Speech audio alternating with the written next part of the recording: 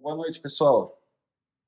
A gente acabou de participar de uma live, né, com o pessoal da Latitude e três grandes escritórios de advocacia. Foi muito legal, muito interessante.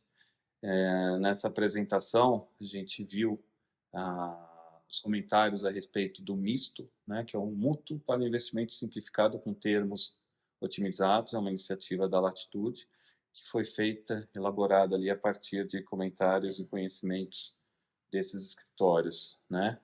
Então, primeiro de tudo, obviamente, a gente quer dar os parabéns, né, pela ideia, pela iniciativa, pela tentativa ali da Latitude, com todo o conhecimento que foi empregado. Isso aí, com certeza, levou muito tempo, né, e a gente percebe ali muito conhecimento empregado nessa elaboração de minuta, né?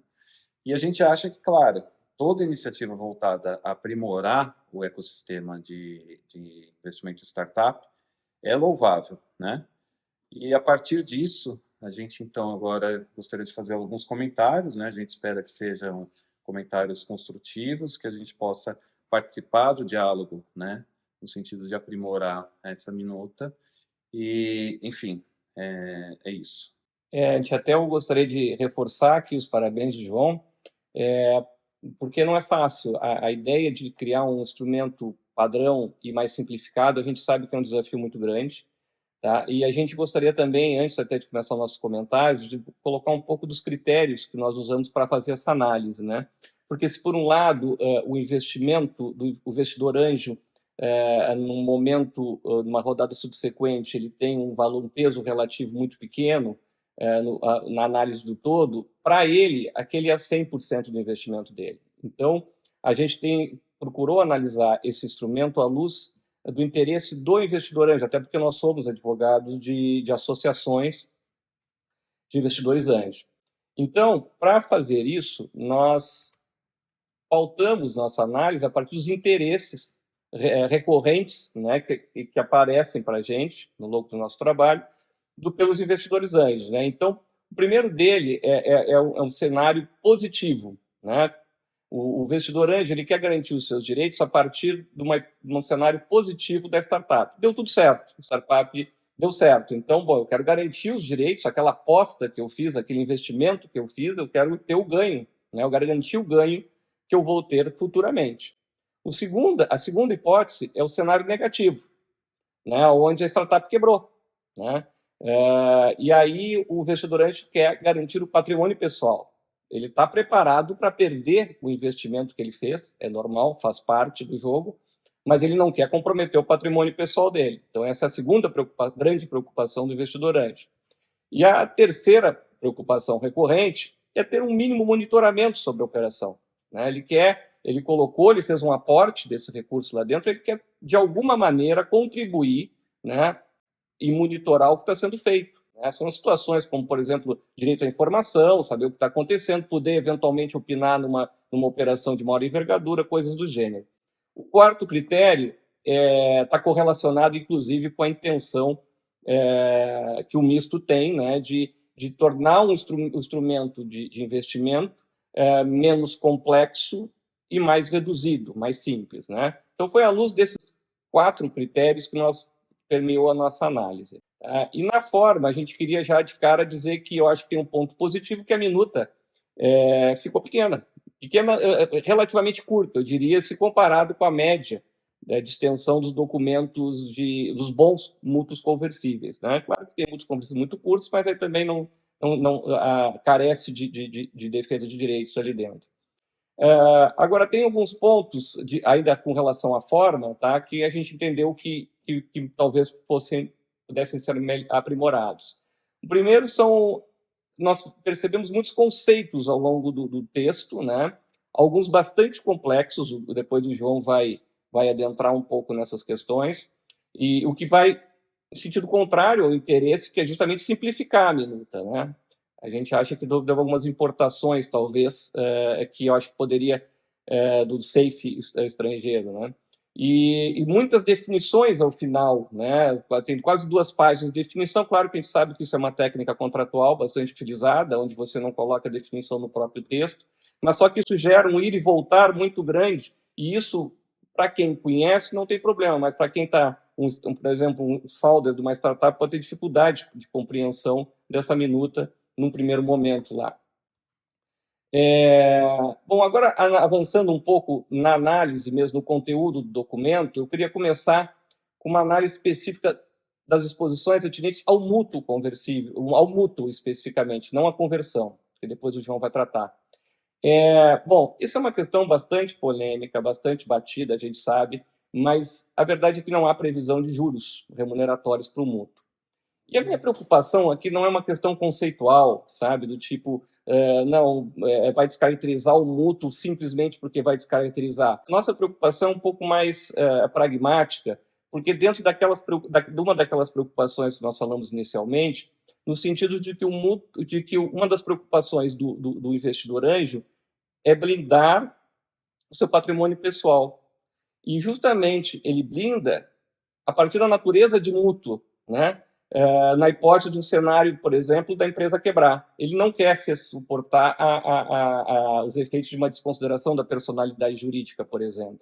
E quando a gente tira esses juros do mútuo, você está dando margem para que se interprete, e eu sei que isso é uma interpretação bastante polêmica, nós sabemos disso, mas que pode ser, por exemplo, de um juiz trabalhista entender que isso, na verdade, não é um mútuo, na verdade, isso é um investimento, um aporte de capital. E, portanto, o investidor anjo é um sócio e, portanto, deve responder pela dívida da empresa na hipótese de desconsideração da personalidade jurídica, que acontece bastante no direito do trabalho. Então, essa é uma preocupação que a gente teve. Também nós percebemos aqui que, no caso de dissolução da sociedade, não tem previsão nem dos juros, nem de correção monetária, nem de qualquer preferência no recebimento. E aí nos preocupa um pouco, porque, ok, uma hipótese de quebra da empresa, de hipóteses regulares, já esperadas, né? Ok, mas uma hipótese, por exemplo, que haja uma má-fé, por exemplo, por parte do fundador, você não tem como cobrar nem juros, nem a correção monetária, né? E, além disso, você entra como um credor criptografário, lá junto com a conta de luz, por exemplo, que eles não pagaram, entende? Então, nesse sentido, a gente achou que está sendo desprivilegiado aquele que apostou, aquele credor que apostou lá na empresa no início. Depois nós fizemos algumas análises também do mútuo com relação ao mecanismo de monitoramento do investimento, também, que é outro interesse que nós comentamos inicialmente, né? Nós vimos que não há qualquer disposição com relação ao dever de informação, por exemplo, que a startup tem que apresentar informações para os investidores anjos, relatórios, enfim, dar satisfação do que ela está fazendo com aquele dinheiro que foi aplicado, né? Também não vimos a hipótese de voto afirmativo, que é uma questão que nós entendemos relevante. Veja, o investidor não quer se meter na administração da empresa, mas ele quer garantir que a empresa está seguindo um rumo que foi prometido para ele, que seria observado. Então, por exemplo, ele quer ter voto afirmativo, que seria um voto aceitando operações de maior envergadura, por exemplo, uma fusão, uma aquisição, coisas do gênero. Não são decisões básicas, mas decisões que mudam realmente o rumo da empresa. E isso o investidor anjo costuma ter uma preocupação de ter esse direito ao voto afirmativo. Também não vimos aqui a hipótese de previsão de vencimento antecipado, né? Que no caso de violação do contrato, por exemplo. Veja, não se faz o mútuo conversível para se cobrar um investimento, não é essa a intenção. Mas, se houver sim um desvio, né, por má-fé, por dolo, dos recursos, como já aconteceu, nós já enfrentamos situações práticas dessas, o investidor anjo quer ter, sim, o direito de pegar o dinheiro dele de volta, né? Nós vimos que há referências ali, por exemplo, na minuta, pré-pagamento, reembolso, mas não se especifica quais seriam as hipóteses que isso aconteceria de uma maneira sistemática, né? Então, a gente acha que isso é um mecanismo que está faltando na minuta para dar maior conforto para o investidor anjo. E também não vimos, por exemplo, a previsão de lock-up, né, para os sócios fundadores, que é uma questão, o investidor anjo, ele aposta muito mais no founder, muito mais no sócio da empresa do que na empresa em si, né? Então, se o sócio vai embora, né, então tem é bastante comum nos mútuos conversíveis a cláusula de lock-up, né? Bom, falar um pouco mais detidamente, então, da mecânica do contrato em si, né? Especificamente na questão do direito de conversão. Então, existem dois modelos, né, do contrato de mútuo que foram elaborados. Eles são um modelo com base no valuation pós-money, tá? Então, é um modelo interessante para aquela situação em que o valuation da startup já consegue ser estimado logo no momento em que é feito esse aporte pelo investidor. O segundo modelo é um safe, entre aspas, né? Até poderia ter colocado uma aspa ali, mas é um modelo em que tem um desconto. Então, o valuation fica condicionado ali à rodada de captação, tá? E, claro, quem apostou mais cedo na startup vai ter um desconto, vai ter um benefício no momento da conversão, né? Esses dois modelos são os que são disponibilizados. Aliás, é interessante entrar na página da Latitude, porque ali tem os modelos certinhos e eles têm outras minutas também que acompanham esses modelos, tá? Mas, enfim, a gente faz a análise mais detida em cima dos contratos, né? Existe também uma questão que foi comentada ali durante essa live, que é a sugestão de um acordo pro rata. Então, no momento da conversão, pode ser que o investidor tenha ali, se isso for contratado, né, a possibilidade de, ante uma diluição, acompanhar um aumento de capital e adquirir a sua participação de modo a não sofrer essa diluição. Mas o que foi comentado é que esse direito seria um direito especial, seria um direito importante, seria um direito que a startup poderia ter a condição de negociar com investidores mais relevantes e com outros não, tá? Esse é um aspecto importante. Evidentemente, né, imagino que o investidor anjo, por apostar na startup numa fase em que é necessário atravessar o vale da morte, como a gente diz, né? Ou seja, eu tenho que aportar smart money, o recurso financeiro é importante, mas mais importante do que isso é dar condição de mentoria, enfim, de conhecimentos para que a startup sobreviva. Esse acordo pro rata provavelmente seria exigido por investidores anjos, né? E em relação ao contrato em si, no que se refere ao direito de conversão, ele é bem diferente do que a gente vê em contratos de investimento anjo. Então, o anjo está preocupado com aquilo que vai acontecer se a startup funcionar, se der certo, como é que ele permanece no investimento, que garantias que ele tem que o fundador vai continuar na startup, né, vai em operações de maior envergadura, venda de ativos, por exemplo, ele gostaria de ser ouvido, né? Então é nessa linha que existe o direito de voto afirmativo, né?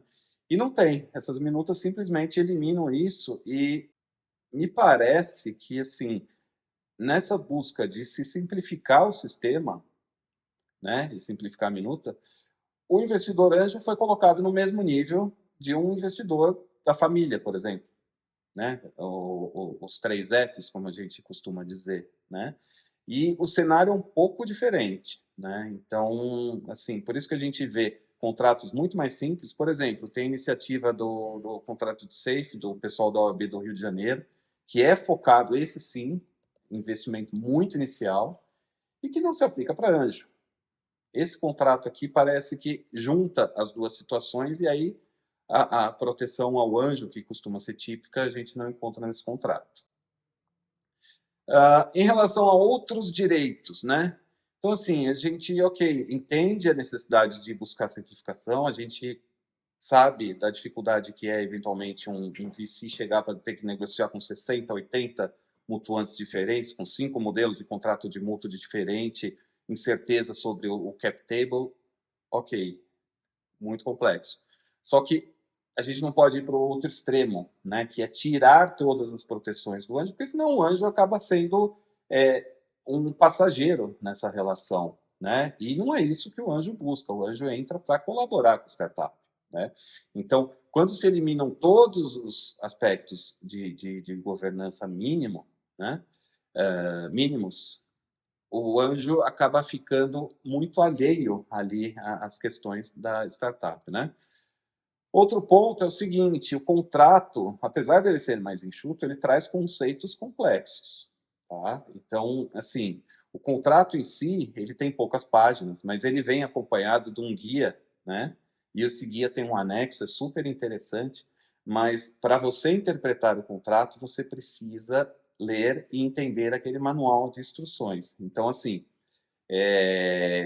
eu acho que seria um teste interessante da questão de simplificação, eventualmente se pensar o seguinte: bom, então vamos colocar esse contrato para ser analisado por pessoas que vão ler só o contrato, até porque o contrato não faz referência a esse guia de interpretação, e ver se os cálculos ali que as pessoas vão chegar, sobretudo mais do que na questão de conversão, mas na hipótese da startup não dar certo, quando a gente tiver questões de liquidação, por exemplo, se os cálculos vão ser os mesmos, né?